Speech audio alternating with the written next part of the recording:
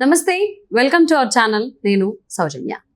CS Jawahar Reddy వాళ్ళకి కావాల్సినటువంటి వాళ్ళకి కన్ఫర్డ్ ఐఏఎస్ పోస్టింగ్లు ఇచ్చేదానికి ట్రై చేస్తున్నారు. ఈవెన్ యూపీఎస్సీకి ఆయన లేఖ కూడా రాశారు అని చెప్పి తెలుస్తుంది. బట్ యూపీఎస్సీ అయితే కోడ్ ఉంది కాబట్టి ఇలా చేయడం కుదరదని చెప్పినట్లుగా తెలుస్తుంది.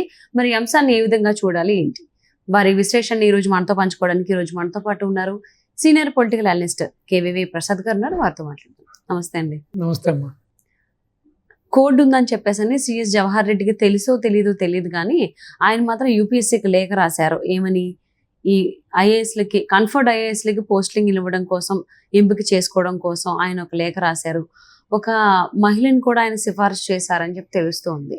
మరి యూపీఎస్సీ అయితే దాన్ని ఖండించిందని తెలుస్తుంది. ఇప్పుడు కోడ్ ఉంది కాబట్టి చేయలేము అని ఎంపిక అనేది. దీన్ని ఏ విధంగా చూడాలి అంటారు?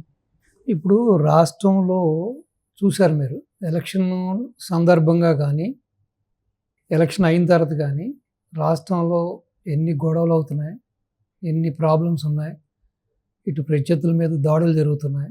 ఆల్మోస్ట్ పులవర్తి నాని గారిని, చంద్రగిరికి సంబంధించిన ఎమ్మెల్యే గారిని తిరుపతి పద్మావతి యూనివర్సిటీ క్యాంప్స్లో ఆల్మోస్ట్ జస్ట్ చావు తప్పి కన్నులట్టుపోయినట్టే. ఆ రోజున కానీ ఆయన బాడీ సెక్యూరిటీ గార్డ్ లేకపోతే ఆ రోజున ఆయన చంపేద్దరు లిటరల్గా.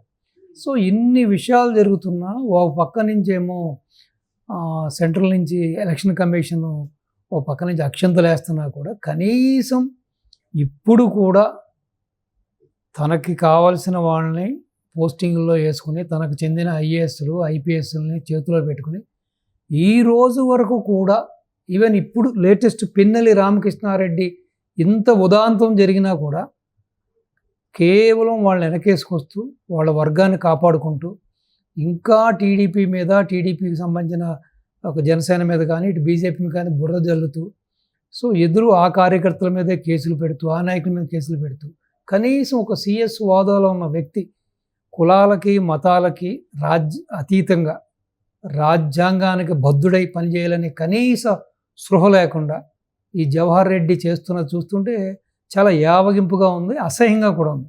నాకు తెలిసి ఇంత అవుట్రేట్గా, ఇంత ఏకపక్షంగా బహుశా ఈ దేశ చరిత్రలో, ఈ రాజకీయ చరిత్రలో ఏ రాష్ట్రంలో కూడా ఇతనిలాగా ఎవ్వరు కూడా చేసి ఉండరు. సో ఒక పక్కన ఇన్ని విషయాలు జరుగుతున్నాయి, ఒక పక్కన గొడవలు ఇంకా చల్లారలేదు, ఒక పక్కన పోలింగు జరిగిన చోట ఈ యొక్క ఏదైతే బ్యాలెట్స్ పెట్టిన స్ట్రాంగ్ రూముల దగ్గర సరైన భద్రత లేదని చెప్పి రకరకాల చేస్తున్నారు. ఓ పక్క నుంచి ఏమో పిన్నెల్లి రామకృష్ణారెడ్డిని వెతుకుతున్నారని చెబుతున్నారు. ఇగో ఇక్కడున్నాడు, అక్కడ పులి, ఇక్కడ ఉన్నాడు, ఇక్కడ పట్టుకున్నాం, అక్కడ పట్టుకున్నాం, లేకపోతే ఇగో అదిగో ఇక్కడ లొంగిపోతున్నాడు అని ఇన్ని నాటకాలు ఆడుతూ కూడా ఈ సమయంలో కూడా వాళ్ళ యొక్క కుల గజ్జిని, కుల పిచ్చిని, వాళ్ళ వర్గ పిచ్చిని మరొకసారి జవహర్ రెడ్డి చాటుకున్నాడు. ఎందుకు అంటే మొన్న లాస్ట్ టైం కూడా అదే వాళ్ళ కడప ప్రాంతానికి చెందిన ఒక నీలకంఠారెడ్డి అనే అతనికి, అనిల్ రెడ్డి అనే అతనికి కన్ఫర్మ్డ్ ఐఏఎస్ ఇచ్చారు. ఈ నీలకంఠారెడ్డి అనేవాడేమో ధనంజయ రెడ్డికి ఫేసీలో పనిచేసిన వ్యక్తి. ఈ అనిల్ రెడ్డి అనేవాడిని స్వయంగా సీఎం గారే అపాయింట్మెంట్ చేశారు.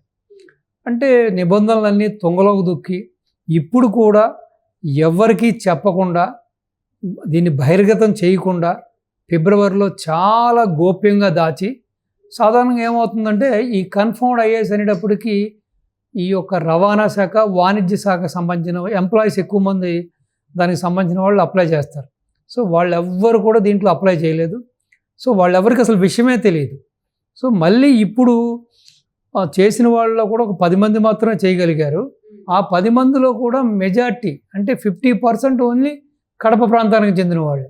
ఎస్పెషల్లీ అక్కడ ఒక లేడీని కూడా అప్పుడు ఎట్టు పరిస్థితుల్లో ఆవిడకి ఏదైనా కన్ఫర్మ్ చేయాలని చెప్పి సిఎస్ జవహర్ రెడ్డి వాళ్ళ సామాజిక వర్గం కాబట్టి ఇటు ధనంజయ రెడ్డి కూడా కంకణం కట్టు కూర్చున్నారు. మాధురి అనే ఆవిడ కనీసం 7 years ఎక్స్పీరియన్స్ కూడా లేదు. సో ఆవిడని తీసుకొచ్చి సో ఎంతోమంది అర్హులు ఉంటే వాళ్ళందరినీ బలిపశువులు చేసి వాళ్ళకి ఇన్ఫర్మేషన్ లేకుండా ఈ విధంగా వాళ్ళకి కావాల్సిన వాళ్ళని ఈవెన్ వెళ్ళిపోయేటప్పుడు కూడా ఆపద్ధర్మ గవర్నమెంట్ జరుగుతున్నప్పుడు సాధారణంగా ఈవెన్ ఒక డేటా ఎంట్రీ ఆపరేటర్ని కూడా అపాయింట్మెంట్ చెయ్యరు, అధికారం కూడా లేదు. కానీ ఎంత తహతహలాడుతున్నారంటే వీళ్ళ యొక్క ఆ యొక్క కులపిచ్చి ఏ స్థాయికి ఉన్నదో ఒకసారి చూడండి. అంటే వాళ్ళు వెళ్ళిపోయేటప్పుడు కూడా రేపు రాజు ఎవడో మంత్రి ఎవడో తెలియని పరిస్థితి ఉంది కాబట్టి రాష్ట్రంలో, అప్పుడు కూడా వాళ్ళకి కావాల్సిన వాళ్ళు అస్మదీయులను తీసుకొచ్చి ఆ పోస్టుల్లో పెడితే రేపొద్దున్న ఇటు ఉన్న అధికారంలో ఉన్న ప్రభుత్వాన్ని ఇరకాన పెట్టడానికి, లేకపోతే అక్కడ జరుగుతున్న ఒక రాజ్యాంగంలో జరుగుతున్న కొన్ని విషయాలు కానీ వీళ్ళందరికీ ఇన్ఫర్మేషన్ పాస్ చేస్తారని ఇది ఒక కుట్ల యత్నం అమ్మ. సో లాస్ట్ టైం కూడా బాబు గారు కూడా వీళ్ళందరినీ నమ్మాడు. జవహర్ రెడ్డి నమ్మి జవహర్ రెడ్డి కూడా మంచి కీ పోస్టులు ఇచ్చారు, అలాగే అజయ్ కలాం కూడా సిఎస్ ఇచ్చారు. వీళ్ళందరూ కూడా చెప్పడానికి సిగ్గుచేటు. కానీ బాబు గారు ఏం చేశారంటే సీనియర్సు, కాస్త కోస్త ఎక్స్పీరియన్స్ ఉన్న మనుషులు, కాస్త సబ్జెక్ట్ ఉన్న మనుషులు అని చెప్పి ఆయన పెద్ద మనసుతో, ఆయన కులం మతం చూడని మనిషి కాబట్టి ఆయన పెద్దపేటేసి వీళ్ళ కీలక పదవుల్లో కూర్చోపెడితే అప్పుడు కూడా బాబు గారు తీసుకునే డిసిషన్స్ కానీ, బాబు గారు తీసుకునే నిర్ణయాలు కానీ, బాబు గారు చేస్తున్న డెవలప్మెంట్ కానీ ప్రతీదీ కూడా జగన్మోహన్ రెడ్డి శిబిరానికి, జగన్మోహన్ రెడ్డికి చేరవేసి ఇతోధికంగా బాబు గారిని ఏదో విధంగా దెబ్బ కొట్టడానికి, బాబు గారి యొక్క ఎత్తుగడల్ని మళ్ళీ తిప్పికొట్టడానికి, ఈ విధంగా రకరకాలుగా వీళ్ళందరూ కూడా ఒక కోవట్లుగా పనిచేసిన వ్యక్తులు వీళ్ళు.